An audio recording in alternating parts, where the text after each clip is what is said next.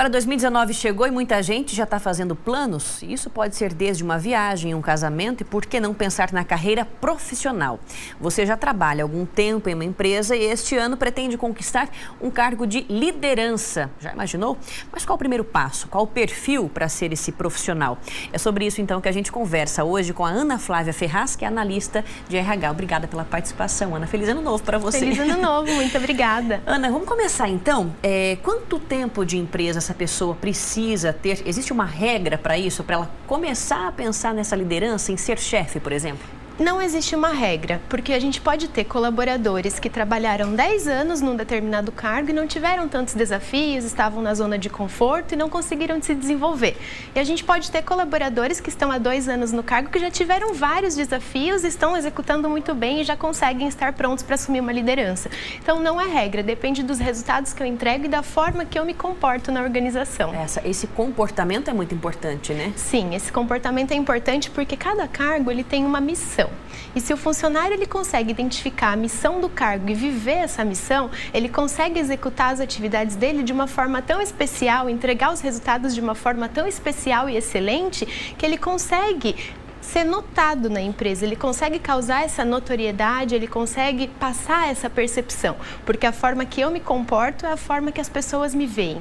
Então, a partir disso, ele consegue se tornar líder, ele consegue passar a assumir processos, projetos e agora também pessoas, né? Certo. Então, a gente tem 3 competências que é legal a gente poder falar aqui, né? A primeira é o senso de colaboração, porque para você liderar um time, você tem que ter essa colaboração, você tem que envolvê-los na tomada de decisão, você tem que entender que aquilo é importante e passar para a equipe, fazer a equipe participar.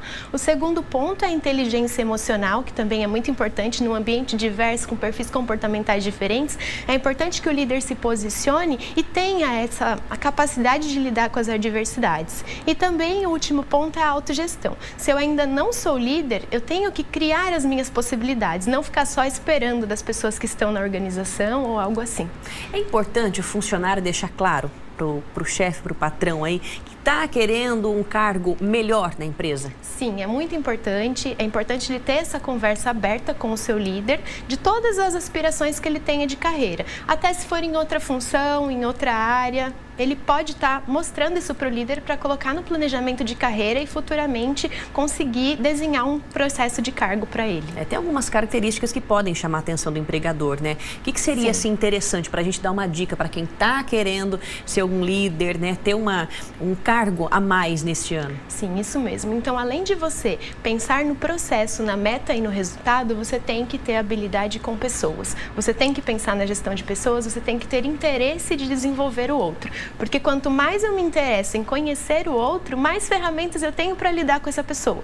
No sentido de motivar, de desafiar e desenvolver para o processo. E tem aquela questão também, você disse, do comportamento, mas a questão da vestimenta também interfere? Sim, isso não é regra. A gente pode aconselhar a pessoa a seguir a política da empresa, porque existem organizações que são mais formais, organizações que são mais informais, que permitem. Então, conhecendo a política da empresa, a gente consegue desenhar aí o que a gente vai querer mostrar. Lembrando que o nosso comportamento, a forma que a gente se comporta, influencia muito na tomada de decisão do outro sobre nós. E tem aquela situação, né? Eu tô querendo ser líder, só que às vezes eu não concordo com uma ideia com o meu atual líder, com o meu gestor ali. Nesse momento, qual seria a indicação, né? Eu fico quieto, eu falo, qual seria a orientação? É sempre bom demonstrar, porque se o líder ele tomou essa atitude, ele teve motivos para isso. Então, tendo uma conversa clara e ambas as partes entendendo o porquê de cada decisão, o porquê de cada mudança, as partes conseguem se conversar e conseguem ter um ambiente de trabalho bem tranquilo. E para o funcionário que está percebendo ali que não vai conseguir esse cargo, né? Ali, mesmo ele querendo muito isso, a gente já falou, para deixar bem claro, mas ele percebe ali que não vai conseguir. E aí, nesse momento? Então, aí o funcionário tem que pesar. Realmente, nessa área eu não consigo ser gestor? Nessa carreira, nessa empresa eu não consigo mesmo? Então, ele tem que buscar outra oportunidade, começar a planejar a sua carreira de outra forma, em outro lugar. Lógico que quando a gente está com a expectativa alinhada com a nossa liderança, a gente consegue traçar esse plano de desenvolvimento. Pode ser que não seja no tempo que o funcionário quer, mas no tempo que a empresa precisa. Então, a gente tem que sempre pesar os dois lados. Porque o empregador, ele acaba vendo uma série de requisitos ali, sim, né? Ele analisa o perfil realmente. Isso, né? Mesmo. E para ter esse perfil de liderança, quais seriam as orientações? Que tipo de perfil realmente para ser líder? Sim, a gestão de pessoas, o foco em resultado, a proatividade, a capacidade de você se comunicar, a capacidade de empatia, de você se colocar no lugar do outro, de você entender com o outro, de você sentir com o outro. Porque vivendo num ambiente de perfis diferentes, por exemplo, se eu fizer uma pergunta para você, pense em uma vela. Você pode estar pensando numa vela acesa, mas outras pessoas podem pensar na vela de um barco. Então, a gente tem que entender e saber ter essa visão de todos os sentidos, de todos os setores, para a gente tomar a decisão mais assertiva na liderança. Mas tem aquela questão também de puxar saco, né? Tem que tomar muito cuidado com isso, para que a proatividade não se torne isso, né? É, isso mesmo. A gente tem que saber se colocar, saber se comunicar e realmente ter um posicionamento estratégico frente aos objetivos da empresa. Tá certo, então, Ana. Obrigada, Obrigada pela participação. Feliz ano novo. E feliz ano novo. Obrigada. Até a próxima.